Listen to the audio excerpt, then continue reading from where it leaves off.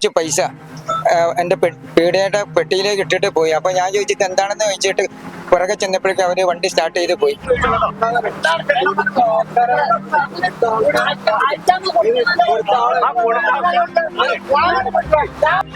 പരാജയത്തിന് ലേശെങ്കിലും അത് കുറഞ്ഞു കിട്ടാൻ വേണ്ടിയിട്ട് ചെയ്യുന്ന പണിയാണ്.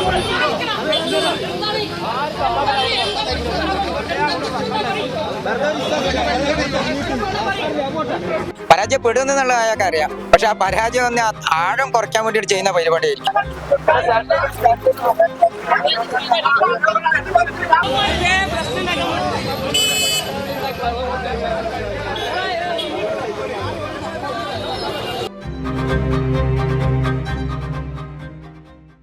നമസ്കാരം. കേരളം നാളെ പോളിംഗ് ബൂത്തിലേക്ക് എത്തുമ്പോൾ ഇതുവരെ കേട്ടുകേൾവിയില്ലാത്ത തരത്തിലുള്ള വാർത്തകളാണ് ഈ അവസാന നിമിഷം കേരളത്തിൽ അങ്ങോളം ഇങ്ങോളമുള്ള വിവിധ മണ്ഡലങ്ങളിൽ നിന്ന് കേട്ടുകൊണ്ടിരിക്കുന്നത്.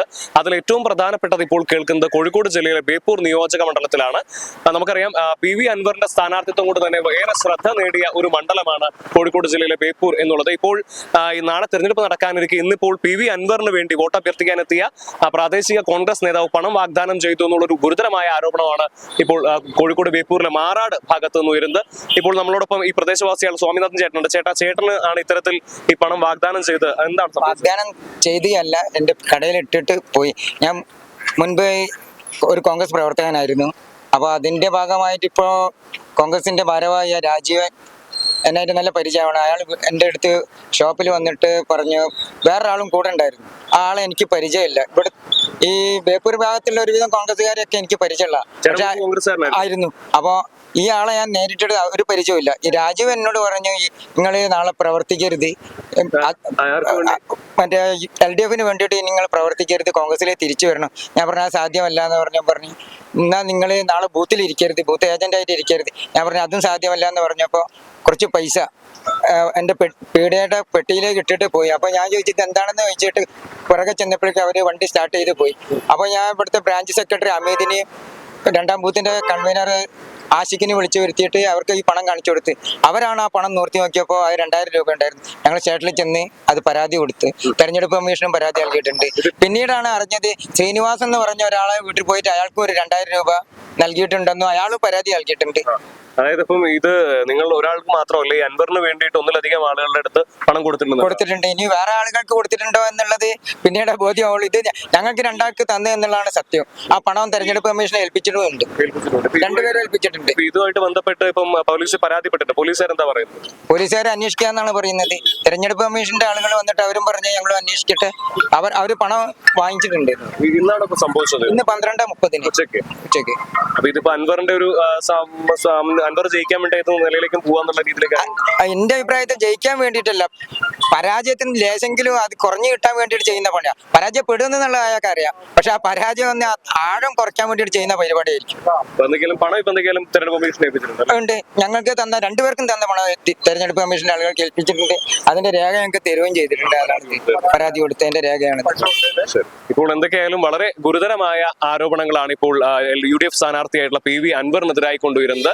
ഈ കോഴിക്കോട് ജില്ലയിലെ ബേപ്പൂർ നിയോജക മണ്ഡലത്തിലെ മാറാട് എന്ന് പറയുന്ന പ്രദേശത്ത് എന്റെ ഒപ്പം ഇപ്പോൾ ഉള്ളത് സ്വാമിനാഥൻ എന്ന് പറഞ്ഞ ചേട്ടനാണ്. ഈ ചേട്ടനെ കൂടാതെ മറ്റൊരാൾക്കും ഇതേ രീതിയിൽ 2000 രൂപ നൽകിക്കൊണ്ട് അൻവറിന് വേണ്ടി അല്ലെങ്കിൽ അൻവറിന് വേണ്ടി പ്രവർത്തിക്കണമെന്നുള്ള മട്ടിൽ 2000 രൂപ നൽകി എന്നുള്ള വളരെ ഗുരുതരമായ ഒരു ആരോപണമാണ് ഇപ്പോൾ ഉയരുന്നത്. നാളെ തെരഞ്ഞെടുപ്പാണ്, ജനാധിപത്യത്തിന്റെ ഏറ്റവും വലിയ ഉത്സവം എന്നാണ് തെരഞ്ഞെടുപ്പ് നടക്കുന്നത്. അപ്പോൾ തെരഞ്ഞെടുപ്പ് അറിയപ്പെടുന്നത് ആ ഒരു രീതിയിലുള്ള കാര്യങ്ങളിലേക്ക് കടക്കുന്ന സമയത്ത് ഇത്തരത്തിൽ പണം കൊടുത്തുകൊണ്ട് ഇത്തരത്തിൽ വോട്ടോ അല്ലെങ്കിൽ വോട്ടർമാരെ സ്വാധീനിക്കാനായിട്ട് ശ്രമിക്കുക എന്നുള്ളത് വളരെ ഗുരുതരമായ ഒരു വിഷയമാണെന്നുള്ളതാണ്. ഹലോ Hadi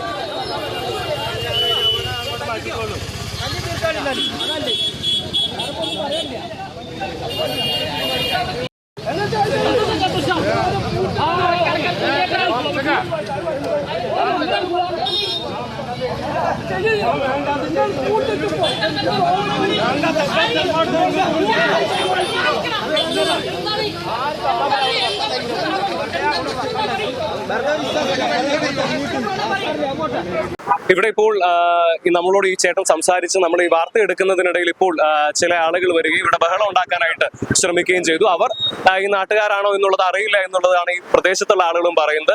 ഇവർ പറയുന്നത് അവരെയും പ്രകാരം പണം കൊടുത്ത് ഇറക്കിയതായിരിക്കാം എന്നുള്ളൊരു സംശയമാണ് ഇവരും പങ്കുവെക്കുന്നത്. എന്തെങ്കിലും വാർത്ത എടുക്കുന്നതിനിടെ കടന്നു കയറുകയും ഇവിടെ ബഹളം വെക്കാനായിട്ട് ശ്രമിക്കുകയും ചെയ്തിട്ടുണ്ട്. നമ്മൾ അവരെ കാര്യങ്ങൾ പറഞ്ഞ് മനസ്സിലാക്കി പറഞ്ഞു വിടാനുള്ള ശ്രമവും നടത്തിയിട്ടുണ്ട്. എന്ത് തന്നെയായാലും ഞാൻ പറഞ്ഞെടുത്ത് തന്നെ അവസാനിപ്പിക്കാനായിട്ട് ഒരുങ്ങുകയാണ്. അതായത് നാളെ ജനാധിപത്യത്തിന്റെ ഏറ്റവും വലിയ ഉത്സവമായിട്ടുള്ള തെരഞ്ഞെടുപ്പാണ് നടക്കുന്നത്.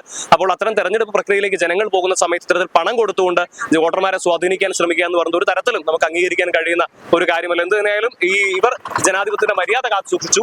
ഈ പണം കൃത്യസമയത്ത് പോലീസിൽ ഏൽപ്പിക്കാനും തെരഞ്ഞെടുപ്പ് കമ്മീഷനെ ഏൽപ്പിക്കാനും പരാതിപ്പെടാനുള്ള ഒരു മര്യാദ ഇവർ കാണിച്ചു എന്നുള്ളത് തികച്ചും ശ്ലാഘനീയമായ ഒരു കാര്യമാണ്. എന്തെങ്കിലും ഇത് സംബന്ധിച്ച് കൂടുതൽ അന്വേഷണം നടത്തേണ്ടതും കുറ്റക്കാർക്കെതിരെ ഉചിതമായ നടപടികൾ സ്വീകരിക്കേണ്ടതും പോലീസിന്റെയും തെരഞ്ഞെടുപ്പ് കമ്മീഷന്റെയും ഉത്തരവാദിത്തമാണ്. കോഴിക്കോട് നിന്ന് നിങ്ങൾക്കാടത്ത് ബർണാടൻ TV.